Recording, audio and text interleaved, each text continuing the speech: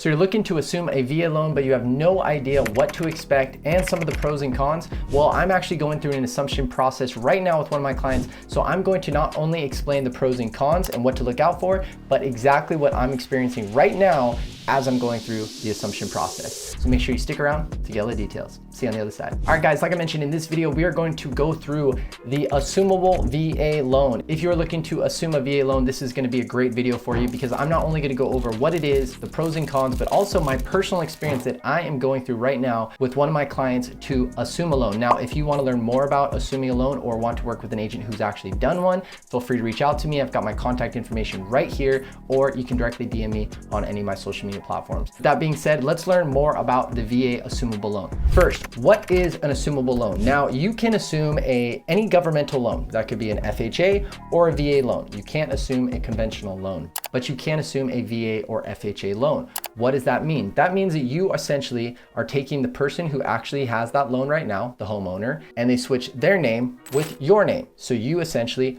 assume and take over those payments. Now, this is very different from some of the terms you've heard of subject to. This is assuming the loan. So you will actually be paying the same amount with the same interest rate that they got, which is very attractive in this current market where not too long ago we had interest rates in that 2 to 3% range, and now we're more in that 6.5%, 7% range. So it can be significantly lower of what you would pay for that monthly payment for that loan than if you got a new loan. So that is an assumption loan in a nutshell. Now let's go over some important things you definitely want to be aware of. The first thing you need to understand is that you will be going through a very lengthy process. Now, assuming a loan can take a very long time. It can take anywhere between 3 and 8 months plus, where if you were to purchase a property with a brand new loan, which pays off that one, you're looking at 30 to 45 days. So it's a very lengthy process, and you want to keep that in mind when you're planning accordingly. If you're PCSing out to Hawaii and you need to get into a home within 60 days, that might not be the best option for you. So just know that it is a lengthy process. The second thing you want to know is if you are going to assume a loan, the best case scenario is to assume a loan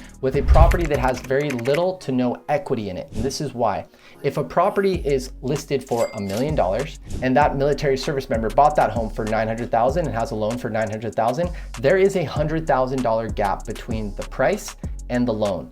And the buyer needs to cover that gap in cash. And this is where we find a lot of people get stuck, because generally if you're going to assume a loan, it's very attractive, but most military members don't have an extra $100,000 just laying around that they can use to close that gap. So sometimes that's where the buck stops. The next thing you want to know is that as a civilian, you can assume a VA loan, but it does tie up that seller's entitlement. So they may have a challenge or may not be able to buy another property with their VA loan because their entitlement is tied up with that current loan that you just assumed as a civilian. Now, if you are also a military member, so military member to military member, you can assume that loan and take over that entitlement and free them up so that they can potentially have partial or full entitlement. So it's not too much of an issue. It's a lot easier going VA to VA. There's not as many issues when it comes to entitlement. And the last thing you need to understand is that if you are going to purchase that property and assume that VA loan, you need to maintain VA guidelines, which means that that needs to be your primary residence for at least 1 year. Now you're probably asking yourself, why does this process take so long? Well, let me break it down for you.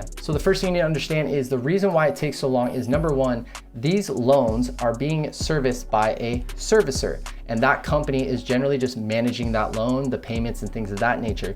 But they are really, if you assume that loan, there isn't a lender or the servicing company is really not making any money. They're making very little money. So they put basically maybe one person in that department for your area, and they're getting all of the documents for all of the people who are looking to assume a loan. So they're extremely backlogged, and they just move at a snail's pace because they're not making that much money. So they're not putting their top dogs. They're basically giving one person a salary and saying, hey, you need to take care of everybody who wants to assume a loan in this area. The next reason why this takes so long is because you don't really have a direct connect to the actual lender. I'm going through this process right now, and every single time I want to get an update on the assumption process, I have to call the call center. I have to give them a bunch of information that I've given them in the past before, over and over again. Then they put me to another department, which I have to talk to them before they'll even move me to actually talk to the lender. And that's if I can get a hold of them.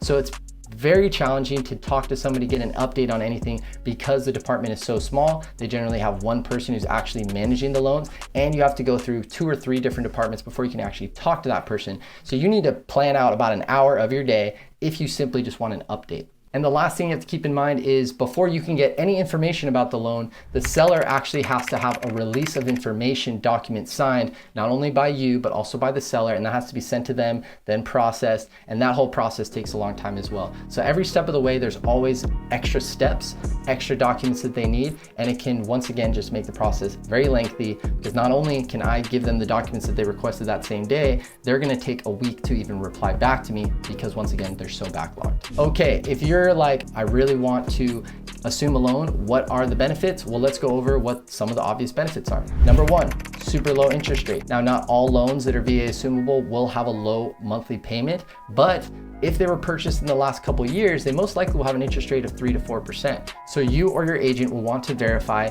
with the seller or the listing agent, hey, what is the current interest rate on that loan? What is the current monthly payment? What is the current loan amount? And are there any liens on the property that you want to be aware of? And that'll give you a better understanding not only of what your monthly payment would be if you assumed that loan and can go through that lengthy process, but more importantly, if there's a gap, how big of a gap is there that you will have to come up with cash to cover that gap? Now, one other small side note to keep in mind that a lot of people aren't aware of is since this process does take a long time, every single month that goes by, that principal payment on that loan is going to go down. So that gap in between the loan amount and the purchase price will slowly get bigger every single month when you're going through this lengthy process. So if you have enough to cover the difference, but just enough to cover the difference now, keep in mind that gap might get slightly larger in the next 3, 4, or 8 months that it takes to actually go through that process of assuming the loan. So that's the assumption process, pros and cons, what you want to be aware of. And if you are still interested in exploring this option, feel free to reach out to me. Like I said, I'm doing one right now.